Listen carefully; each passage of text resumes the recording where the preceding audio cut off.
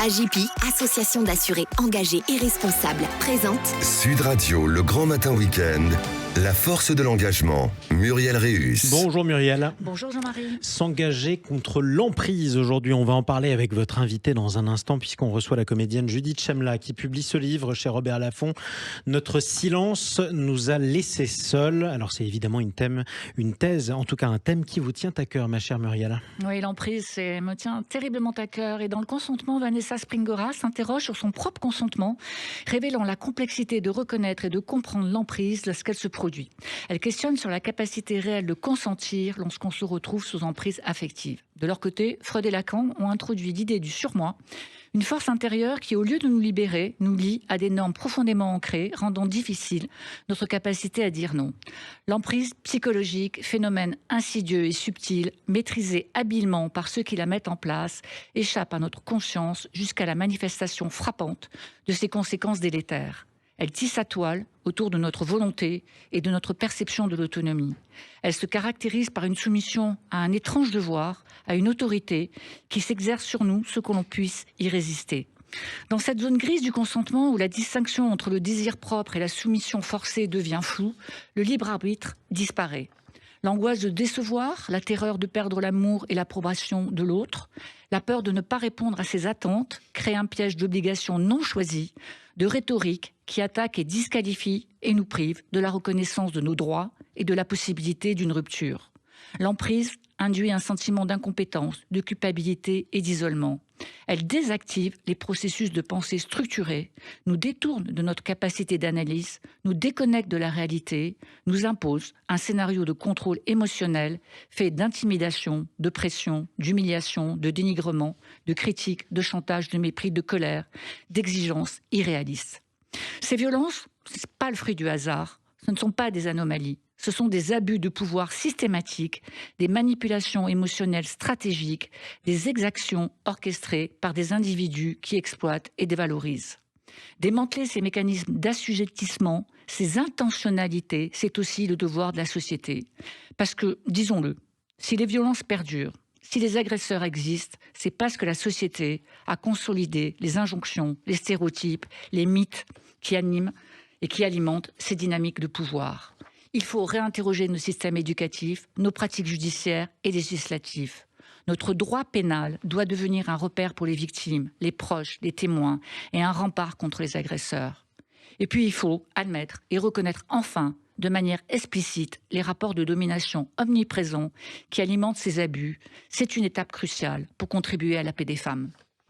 Et on en parle tout de suite avec votre invitée, la comédienne Judith Chemla, qui publie, je le rappelle, ce livre chez Robert Laffont, Notre silence nous a laissés seuls. Vous êtes la bienvenue sur Sud Radio, Judith Chemla, et vous êtes l'invitée de Muriel Réus. Alors je suis très heureuse de vous recevoir ce matin.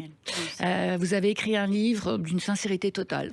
Un livre qui va et qui doit, pour moi, devenir une référence pour toutes les femmes qui ont vécu des violences psychologiques et des violences physiques. Pendant près de 15 ans, 2 hommes, l'un acteur, danseur, metteur en scène, l'autre réalisateur, ont construit une emprise qui vous a conduit à accepter, vous le dites vous-même, l'intolérable, et vous ont placé dans un consentement tacite à la violence. Alors, je vous dis, la société est-elle responsable de l'emprise ? Bien, avec cette expérience, quand j'ai voulu sortir, moi, de cette emprise personnelle, et que j'ai demandé justice, j'ai découvert que la société elle-même est sous emprise, en fait.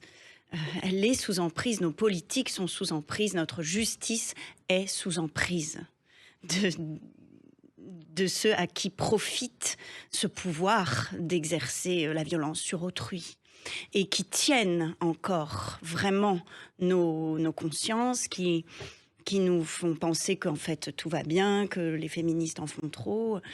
Et ce que j'ai découvert est tellement aberrant, tant qu'on ne le vit pas, tant qu'on ne sait pas, tant qu'on n'a pas les preuves que vraiment la voix des victimes est étouffée, on ne peut pas le croire. En fait, vous avez découvert quoi réellement ? Qu'est-ce qui vous a frappé dans ce qui s'est, au sens propre, au sens figuré, si je peux le dire, c'est-à-dire qu'on est toujours suspecté d'en faire trop, d'exagérer et de ne pas dire la vérité, en fait. Au début, mais c'est un peu la loterie et ça, ce n'est pas tolérable. Je suis tombée sur très bon policier, un très bon juge aux affaires familiales, mais ça tourne. Un nouveau brigadier m'a menacée alors que je demandais à ce que les conditions de sursis, parce que dans mon cas, il y a eu une condamnation, ce qui est très rare, puisque 80% des plaintes sont classées sans suite pour violence. Alors que, voilà, c'est aberrant. Le nombre de féminicides, le nombre de... la violence conjugale, comme elle est répandue. Moi, au moment où j'ai été agressée au visage, les policiers ont débarqué. Ils avaient 3 appels en même temps de femmes qui étaient victimes de violences par leur conjoint.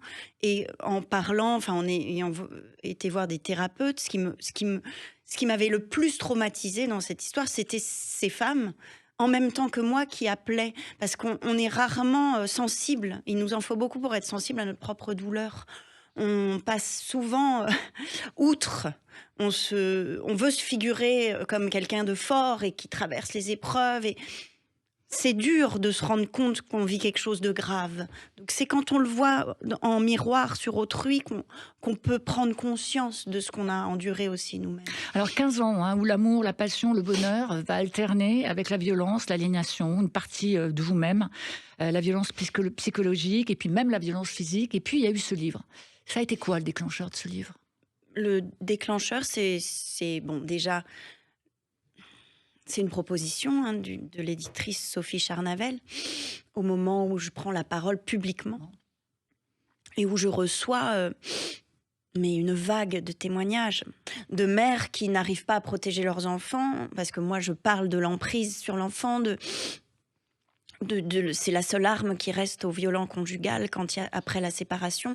Et c'est souvent pire en fait que tout, parce qu'on n'est plus dans le foyer 24 heures sur 24 pour préserver un peu les choses pour l'enfant.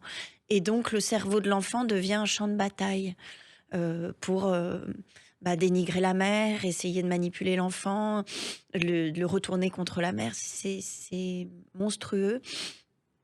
Et quand les mères, quand il y a des choses encore plus graves comme de l'inceste, demandent de l'aide, la société ne les croit pas et ça se retourne contre elles et contre les enfants. Donc ça, c'est des témoignages immenses qui me sont parvenus et qui m'ont vraiment alertée très très fortement. Et quand moi, je me suis retrouvée dans une situation, quand ça c'est devenu encore plus délétère quand un brigadier m'a menacé de faire placer ma fille si je continuais à faire la guerre à monsieur. J'ai su que là, c'est-à-dire que le violent conjugal veut vous faire taire, et tout d'un coup, c'est le représentant de l'ordre, le brigadier de la famille. Donc, quelle idée de la famille a-t-il Pourquoi travaille-t-il ? Pour qui travaille-t-il en fait ? Pour quel ordre travaille-t-il ? Ça m'a paru tellement grave. Et je savais que moi, j'étais menacée, mais des dizaines de milliers de femmes voyaient ces menaces mises à exécution. Là, je me suis dit, il faut prendre la parole sur ce sujet et il ne faut plus la fermer, quoi. Il ne faut pas cesser de l'ouvrir et de faire changer cet état de fait. Alors, moi, j'aime beaucoup le titre de votre livre. Notre silence nous a laissés seuls, notre silence, pour un vous collectif qui s'exprime autour de notre silence. Parce que le silence, il est collectif et que le déni face au silence participe à l'impunité. Pour vous, c'est une façon, d'appeler à une alliance collective sur ces sujets de société ? Vous pensez qu'on doit tous réunir autour de ces sujets ? Des femmes comme vous qui ont la parole, que l'on écoute ? Évidemment. Mais c'est d'abord pour dire notre silence donne pouvoir. C'est exactement ce que veulent les agresseurs. C'est exactement ce sur quoi ils nous plongent, dans quoi ils nous plongent, dans ce silence. Et le fait d'accepter ce silence, de le subir, fait qu'on les serre. Alors qu'en parlant, on ne se réunit. C'est la vérité. Une femme parle, qui est un peu connue. Des milliers de femmes lui écrivent, partagent leur expérience, se disent Mais si elle parle, ça donne une lumière, un espoir pour dire c'est pas normal ce que je vis et peut-être que la société va évoluer et moi aussi, je ne vais plus accepter. Oui. On vous a écouté dernièrement à l'Assemblée nationale, aux côtés de mères en lutte, ces mères qui vivent une triple peine. C'est d'avoir vécu des violences, d'avoir dénoncé les violences de pères incestueux et de se voir retirer les enfants au nom d'une présupposée instrumentalisation et d'une volonté de rompre le lien avec les pères. Vous pensez quoi de ça? Qu'est-ce que vous attendez de la société? Qu'est-ce que vous attendez du droit pénal? Qu'est-ce que vous attendez de la réflexion sur comment changer la législation pour que ça n'arrive plus? C'est la chose pour moi la plus grave qui se joue parce que ce sont nos enfants qui sont remis en danger et mis en situation de danger absolu par les institutions. Je veux dire, les institutions deviennent complices de crimes. C'est un scandale d'État, en fait. Donc, c'est la chose la plus grave pour moi. Il s'agit de nos enfants, de notre société. C'est à la société de poser l'interdit. Pour l'instant, ce sont que les mères qui se battent pour faire respecter cette soi-disant interdit fondamental qu'est l'inceste, mais qui finalement n'est interdit que quand on le nomme.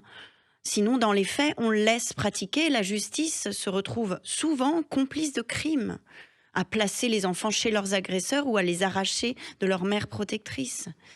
C'est une catastrophe. C'est ce que vous appelez l'instrumentalisation de la justice. Vous dites aujourd'hui la justice est instrumentalisée. Oui, les agresseurs peuvent l'instrumentaliser très très facilement parce que les esprits sont colonisés, sont vraiment endoctrinés par la mise en doute systématique de la parole des femmes et des enfants. Et ça, c'est pas nouveau. Je veux dire, ça vient de loin. Et la justice n'a pas fait sa révolution. Vous voyez, je veux dire, la psychiatrie, ça a été longtemps des prisons pour femmes, en fait, en disant que les femmes étaient folles quand elles dénonçaient des abus. Vous voyez ? Mais Freud, par exemple, quand il recevait au début tous ces témoignages d'abus sexuels, il les croyait. Et puis il s'est dit, en effet, les traumatismes font qu'ils viennent pas de nulle part. Et tout d'un coup, il a vu que la société commençait à se retourner contre lui. Les notables commençaient à se retourner contre lui. Il allait perdre